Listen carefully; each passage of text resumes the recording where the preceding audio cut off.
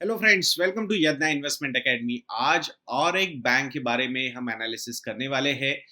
ये एक mid cap bank है। बैंक का नाम है फेडरल बैंक। आजकल जिस तरीके से बैंकिंग स्टॉक्स नीचे गिर रहे हैं, तो वहाँ पे बहुत सारे चेंजेस हो रहे हैं। Large cap banks mid cap बन रहे हैं, mid cap bank small cap banks बन रहे हैं। बट अभी भी ये पर्टिकुलर बैंक लास्ट जो रिव्यू हुआ था मार्केट कैपिटलाइजेशन के हिसाब से, तब भी मिड कैप था और अब भी मिड कैप है। वैसा देखा जाएगा तो लास्ट 1 ईयर में ये बैंक क्लोज टू 50 to 60% से डाउन है। और यहाँ पे current market capitalisation is around 9,000 crore rupees. दो आज 1 जून 2020 को अच्छा खासा मार्केट जब ग्रो हुआ है, तो ये शेयर प्राइसेस भी ग्रो हुए हैं। एटलीस्ट तब तक तो हम बात कर सकते हैं जब हम ये वीडियो बना रहे हैं, because markets are still going on. भले ही आपको ये वीडियो 9 बजे के बाद रिलीज हुआ है, बट ये जब वीडियो बन रहा था तो markets were up by close to 1200 point. Sensex की मैं बात कर रहा हूँ। ये स्टॉक भी अराउंड 4-5% से ऊपर था। तो उस हिसाब से ये जो बैंक है, ओवरऑल जो एक सिनारियो डेवलप हो रहा है इकोनॉमी में, तो वहाँ पे बहुत ज़्यादा स्लिपेजेस एनपीएस के प्रॉब्लम ग्रो होते हुए नजर आ रहे हैं। तो डेफिनेटली ये रिस्क इस बैंक के साथ भी रहेगा। तो इस पर्टिकुलर एनालिसिस में हम आपको इसके जो Q4 के रिजल्ट्स आए हैं उसके बारे में बताएंगे, और ओवरऑल थोड़ा सा वैल्यूएशन पॉइंट ऑफ व्यू से भी एनालिसिस आप लोगों के सामने प्रेजेंट करने की कोशिश हम यहाँ पे करने वाले हैं दोस्तों।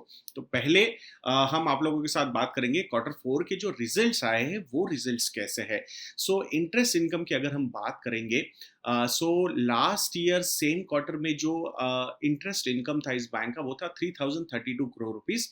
वहां से ये 12% बढ़ के 3,397 करोड़ रुपीस तक ग्रो हुआ है। क्वार्टर ऑन क्वार्टर की अगर हम बात करेंगे, यानी कि दिसंबर में जो क्वार्टर एंड हुआ था और मार्च में जो क्वार्टर एंड हुआ था, उसमें जो डिफरेंस है वो हार्डली 2% का है। तो ज्यादा इंप्रूवमेंट इंटरेस्ट इनकम में नहीं हुआ है। इंटरेस्ट एक्सपेंस की अगर हम बात करेंगे तो क्वार्टर ऑन क्वार्टर तो almost there is no change, from 2,175 crore rupees to 2,181 crore rupees. But अगर Q4 FY19 से लेके Q4 FY20 तक की हम बात करते हैं, सो 13% से ये इंटरेस्ट एक्सपेंस ग्रो हुआ है। So from 1,936 crore rupees to 2,181 crore rupees. तो यहाँ पे 13% की राइज हुई है। जब आप इंटरेस्ट इनकम से इंटरेस्ट एक्सपेंसेस माइनस कर देते हो, तो आपको बैंक का नेट इंटरेस्ट इनकम मिलता है, और ये बहुत इंपॉर्टेंट होता है because this is there core business income. Bank का बिजनेस क्या होता है कि भाई आपको लेंड करना है, वहां से इंटरेस्ट कमाना है, और जिनसे आपने डिपॉजिट्स लिए उनको इंटरेस्ट वापस करना है। इन दोनों में जो डिफरेंस होता है वो नेट इंटरेस्ट इनकम होता है, और ये बैंकिंग का कोर बिजनेस का इनकम माना जाता है।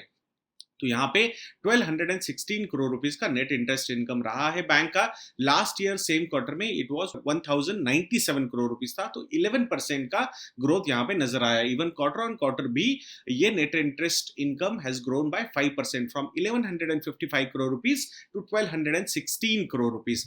अदर इनकम दोस्तों, तो अदर इनकम जो ग्रोथ हुआ है यहाँ पे, ये बहुत ही जबरदस्त ग्रोथ हुआ है, और उसका मेजर रीजन है येस बैंक में जो इन्होंने कुछ शेयर्स लिए थे, तो वहां पे जो जो शेयर्स फ्री थे वो शेयर्स इन्होंने बेच दिए, और वहां पे एक अराउंड 270 करोड़ रुपीस का प्रॉफिट उनको होता हुआ नजर आया है। So from 408 crore rupees last quarter में जो प्रॉफिट था, दिसंबर सॉरी अदर इनकम था, वो 408 करोड़ रुपए का था। तो 74% से यहाँ पे अदर इनकम ग्रो होता हुआ नजर आया है। 412 करोड़ का Q4 FY19 में इनका अदर इनकम था, वो भी 711 करोड़ तक ग्रो हुआ है, तो 73% से। और ये बहुत बड़ा बूस्टर रहा है कंपनी के परफॉर्मेंस में। अगर ये बड़ा इनकम यहाँ पे नहीं होता तो शायद नंबर काफी खराब दिखते, प्रॉफिटेबिलिटी के नंबर्स काफी ज्यादा खराब दिखते बैंक के। Now the operating expenses. So operating expenses year on year अगर हम देखेंगे तो 28% से ग्रो हुए। This is not a very positive sign. Reason behind it means कि ऑपरेशनल एफिशिएंसीज डिक्रीज होती हुई नजर आई है। That's what we feel, because आपका अगर इंटरेस्ट इनकम नहीं ग्रो होता है, ओवरऑल टोटल इनकम अगर उतने परसेंटेज से ग्रो नहीं होता, बट फिर भी ऑपरेटिंग एक्सपेंसेस जो आपके ग्रो हो जाते हैं, तो that is not a good sign. 28%, from 754 crore rupees to 968 crore rupees. So 28% से ये ग्रो हुए ईयर ऑन ईयर। अगर क्वार्टर ऑन क्वार्टर ये नंबर देखा जाएगा तो वो 18% से ग्रो है, from 819 crore rupees to 968 crore rupees. So this is not a very positive sign. Total income की अगर हम बात करते हैं तो टोटल इनकम जो ग्रो हुआ है वो 19% से ग्रो हुआ है बैंक का, from 3,444 crore rupees last year same quarter, और अभी ये एक साल बाद 4,108 करोड़ रुपीज तक ग्रो हुआ है टोटल इनकम। सो 19% की ग्रोथ है। क्वार्टर ऑन क्वार्टर ये नंबर 10% से ग्रो हुआ है, from 3,738 crore rupees to 4,108 crore rupees. Now, the total expenses का अगर हम पार्ट देखते हैं तो total expenses have grown by 5% quarter on quarter and year on year by 17%, 2,689 crore rupees से बढ़ के ये 3,149 crore rupees पे हुआ है. So when we decrease the total income by total expenses तो operating profit आपके पास आएगा, और ये operating profit है 959 crore rupees. So year on year ये 27% से ग्रो हुआ है, quarter on quarter it has grown bye 29%, आपको स्क्रीन पे नजर आ रहा होगा. सो यहाँ पे इस ऑपरेटिंग प्रॉफिट में से आपको प्रोविजन करने पड़ेंगे. सो यहाँ पे कोविड प्रोविजंस हमारे हिसाब से काफी कम किए गए हैं. हार्डली 93 करोड़ रुपीस का कोविड प्रोविजंस हुआ है. हम आगे आपको बताएंगे कि टोटल बुक में से कितनी बुक, कौन से टाइप की बुक मोरेटोरियम में है. तो ये 93 करोड़ रुपीस का जो नंबर है कोविड प्रोविजंस का, ये हमें काफी कम नजर आ रहा है. ओवरऑल टोटल प्रोविजंस इन्होंने 658 करोड़ रुपीस के किए हैं. तो यहाँ पे ईयर ऑन ईयर ये प्रोविजनिंग का number has increased by 76%, from 373 crore rupees to 658 crore rupees. अगर क्वार्टर ऑन क्वार्टर ये नंबर देखा जाएगा तो 117% से ये नंबर ग्रो हुआ है. 303 करोड़ रुपीस से 658 करोड़ रुपीस, 117% से ये प्रोविजन क्वार्टर ऑन क्वार्टर बढ़े. बट कोविड प्रोविजंस उन्होंने सिर्फ 93 करोड़ रुपीस के मेंशन किए हैं. तो that is a little worrisome sign for us. Now the net profit, जब आप ऑपरेटिंग प्रॉफिट में से प्रोविजंस वगैरह निकाल के टैक्स वगैरह भर दोगे, सो नेट प्रॉफिट का जो नंबर सामने आया है वो 32% से डिक्रीज हुआ है quarter on quarter. Last quarter दिसंबर में जो एंड हुआ था तब ये नेट प्रॉफिट का नंबर था 441 करोड़ रुपीस, वहां से डिक्रीज होकर 301 करोड़ रुपीस तक नीचे आया है. सो 32% से ये डिक्रीज हुआ है. एंड ईयर ऑन ईयर अगर ये नंबर देखा जाएगा तो 21% से डिक्रीज हुआ है, from 382 crore rupees to 301 crore rupees. तो ये 21% से डिक्रीज हुआ है. सो यहाँ पे अगर नेट इंटरेस्ट मार्जिन के नंबर्स हम देखते हैं वो क्वार्टर ऑन क्वार्टर इंप्रूव होते हुए नजर आए. यानी कि Q3 FY20 से बढ़ के Q4 FY20 में ये from 3% it has increase to 3.04%. But last year जो एंड हुआ था Q4 FY19 वाले ईयर, तब नेट इंटरेस्ट मार्जिन जो थे वो इससे भी हेल्दी थे. That was 3.17%. So वहां से ये डिक्रीज हुआ है to 3.04%. So that is not a very positive sign. Now the cost to income ratio. तो कॉस्ट टू इनकम रेशियो मतलब कितनी कॉस्ट इनकम के लिए लगती है इनको, तो ये quarter on quarter number decrease हुआ है. So that is a positive sign, from 52.4% to 50.22%. So around 2.18% से ये cost to income ratio decrease हुआ है. लास्ट ईयर सेम क्वार्टर में ये 49.96% था. तो in a way year on year ये 0.26% से इंक्रीज होता हुआ नजर आया cost to income ratio. But हम ये कंपैरिजन क्वार्टर ऑन क्वार्टर ज्यादा इंपॉर्टेंट लगता है हमें कि भाई इंप्रूव हो रही है, चीजें नहीं हो रही है, तो वो यहाँ पे इंप्रूव होती हुई नजर आ रही है. जो हमने बताया था दोस्तों आपको कि फी और अदर इनकम जो है बैंक का वो काफी तगड़ा रहा इस बार, 711 करोड़ रुपीस का रहा. इसका अगर हम ब्रेकअप देखेंगे, सो लोन प्रोसेसिंग फीस जो है वो 56 करोड़ रुपीस की रही है. तो यहाँ पे ईयर ऑन ईयर 12% का चेंज है. Exchange, commission, brokerages and other income, ये जो इनकम है वो 209 करोड़ रुपए पे रहा है. ईयर ऑन ईयर ये नंबर भी 13% से ग्रो हुआ है. That is a positive sign. Net profit on forex transactions, यहां पे हम बताएंगे कि फॉरेक्स ये एक बहुत इंपॉर्टेंट पार्ट है फेडरल बैंक में, बिकॉज एनआरई डिपॉजिट का जो नंबर है बहुत बड़ा है. टोटल डिपॉजिट्स में अगर आप देखोगे अराउंड 50,000 करोड़ प्लस के एनआरई डिपॉजिट्स इस बैंक के पास है. सो दिस शोज कि एनआरआईज का जो बैंकिंग है, एनआरई स्पेसिफिकली, ये बहुत ज्यादा है. तो वहां पे फॉरेक्स ट्रांजैक्शंस काफी होते हैं. तो वहां 76 करोड़ रुपीस का नेट प्रॉफिट रहा है फॉरेक्स ट्रांजैक्शंस पे. ईयर ऑन ईयर ये 41% से ग्रो हुआ है. तो सिर्फ और सिर्फ फी इनकम के बारे में हम बात करेंगे। सो फ्रॉम 289 करोड़ रुपीज से ये 341 करोड़ रुपीज तक बढ़ा है ईयर ऑन ईयर। सो 18% की ग्रोथ यहाँ पे हमें नजर आई है। Profit on cell of securities, तो इस क्वार्टर में 369 करोड़ रुपीज का प्रॉफिट रहा है। ये मेजर प्रॉफिट जो है वो 276 करोड़ रुपीज से, दैट वाज यस बैंक का जो इनका शेयर था, जो लॉक नहीं है शेयर्स, वो इन्होंने बेचे थे, तो वहां से इनको 276 करोड़ रुपीस का प्रॉफिट हुआ है। सो दैट इज अ, मतलब ये वन टाइम गेन है, तो ये कंसिस्टेंट वाला नहीं है, बट फिर भी 369 करोड़ रुपीस का ओवरऑल प्रॉफिट ऑन सेल हुआ है। Year on year it has increased by 401 crore, that too majorly because of the one time gain on Yes Bank share sale. Recovery from assets return of वगैरह ये 1 करोड़ का है, तो यहाँ 412 करोड़ से बढ़ के ये अदर इनकम सब मिला के, फी इनकम मिला के 711 करोड़ रुपीस तक बढ़ा है। सो 73% से ये इनकम ग्रो होता हुआ नजर आया है। ओवरऑल अगर हम बैलेंस शीट की साइज देखेंगे, last year 1.59 lakh crore rupees की बैलेंस शीट थी, जो बढ़ के अभी 1.80 लाख करोड़ रुपीस की हुई है, तो अराउंड 12% से ग्रोथ यहाँ पे नजर आई है। कंसोलिडेटेड प्रॉफिट एंड लॉस की अगर हम बात करते हैं, सो लास्ट ईयर पूरे साल का कंसोलिडेटेड जो इनकम है वो 12,971 करोड़ रुपीस का था, वहां से ये बढ़ के 15,472 करोड़ रुपीस पे हुआ है।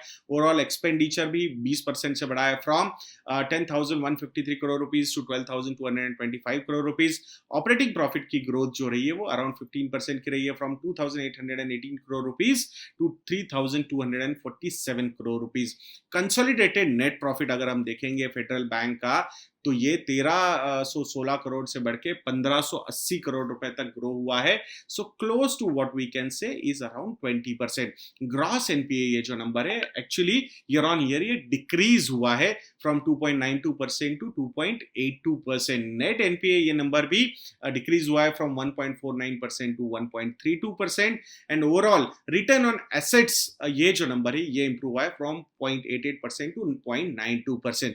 तो ये पॉजिटिव नंबर्स है, बट यहाँ आने वाले समय में ये जो प्रोविजनिंग होने वाली है, या फिर कोविड ने जो प्रॉब्लम्स क्रिएट किए हैं, तो वहां पे अगर एनपीएस के नंबर बढ़ेंगे तो ये पिक्चर पूरा का पूरा चेंज हो सकता है। So that cautious approach you should always have, and that could be the main reason why markets have discounted these things so aggressively। अगर एक साल में ये स्टॉक 58% से नीचे आता है, और मेजर फॉल तो अभी हुआ है, तो ये वही बता रहा है अपने को कि आने वाले समय में risk associated with Covid could be on little higher side। तो वहां पे अगर हम थोड़ा सा एनालिसिस करने की कोशिश करते हैं, overall total wholesale loan book जो है बैंक की वो 51% की है, एंड 49% रिटेल लोन बुक है। अभी bank is trying really very hard कि यहाँ रिटेल के नंबर्स बढ़ने चाहिए। कैसे साबित हो रहा है?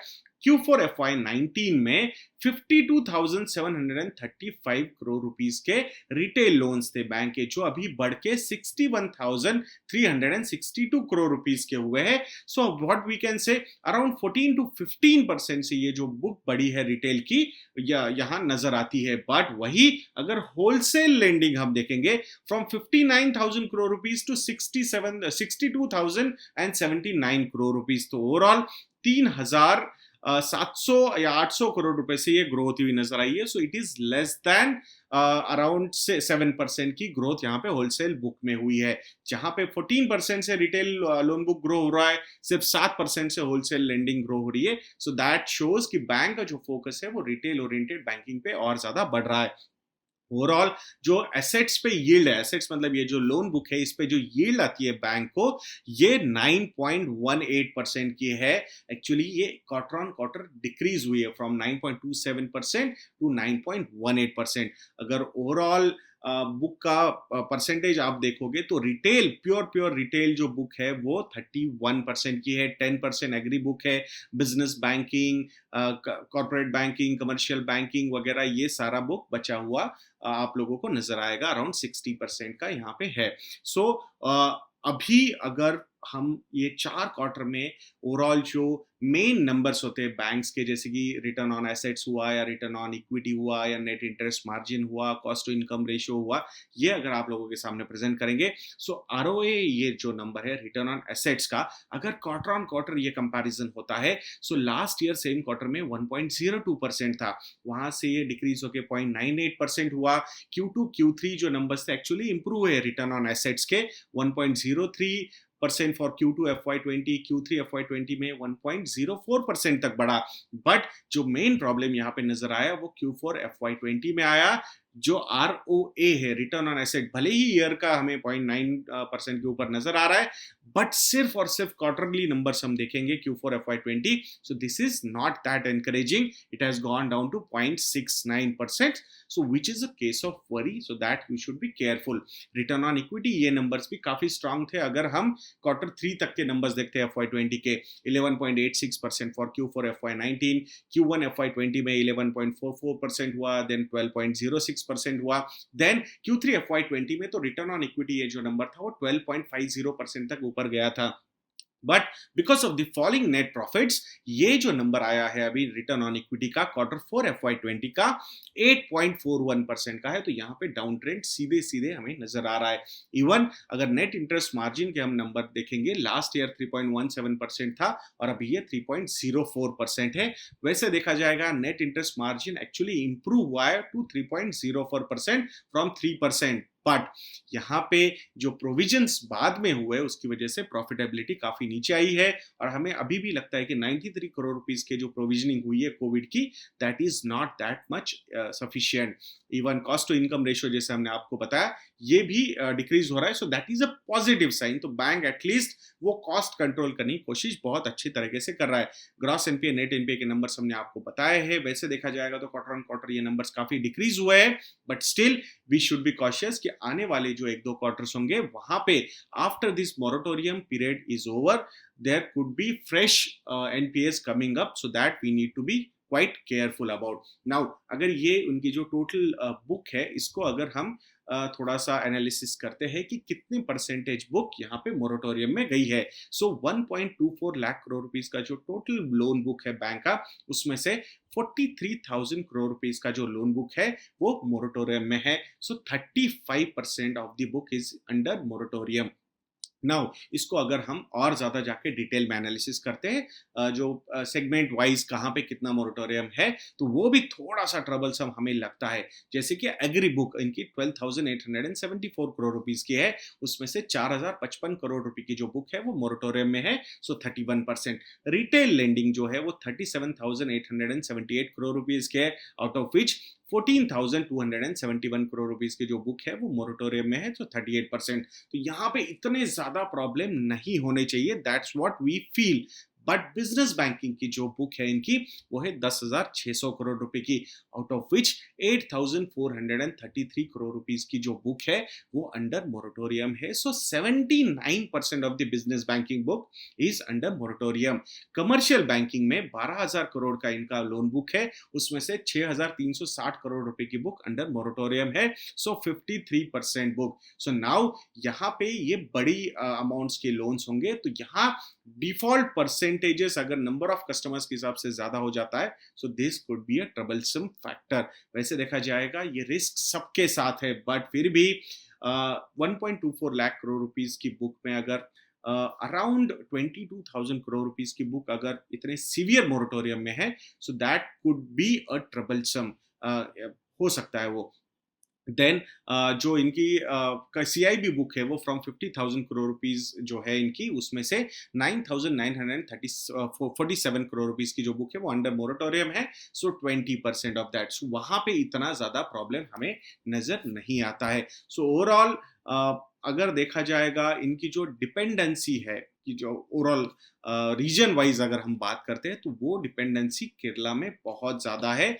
अराउंड 50% ऑफ द ब्रांचेस, अगर टोटल ब्रांचेस 1263 है, तो उसमें से 599 ब्रांचेस, यानी कि close to 50% of the branches are in Kerala. और वहां पे ये जो स्टेट है केरला स्टेट, ये लीस्ट अफेक्टेड है। भले ही वहां पे फर्स्ट केस आई थी, बट उसके बाद जिस तरीके से कंट्रोल हुए अभी तक जो नंबर्स दिख रहे हैं वो काफी एनकरेजिंग है। उन्होंने कर्व फ्लैटन वगैरह बहुत जल्दी कर लिया था और केसेस उतने ज्यादा नहीं बढ़े जितने ओवरऑल कंट्री में यहाँ पे बढ़े हैं। तो that is a little positive sign. Even what company is trying कि भाई आने वाले समय में गोल्ड लोन्स वगैरह पे और ज्यादा फोकस बढ़ाने की कंपनी की मंशा है। Reason behind, Kerala based company है, वहां पे वैसे ही गोल्ड लोन्स वगैरह काफी ज्यादा फेमस भी है। सो वी होप दैट कि वहां पे भी वो अपना एक डाइवर्सिफिकेशन या फिर एक secured kind of lending book वो आने वाले समय में इंप्रूव कर पाए। सो अभी अगर हम एनालिसिस करेंगे, अगर traditional price to earning ratios वगैरह के हिसाब से अगर हम एनालिसिस आप लोगों के साथ करेंगे, तो वहां पे डेफिनेटली डिस्काउंट पे ये कंपनी अवेलेबल नजर आ रही है, क्योंकि current price to earning ratio is hardly 5.3 और medium price to earning ratio is between 13 to 14। तो उस हिसाब से काफी ज्यादा डिस्काउंटिंग यहाँ पे हुई है।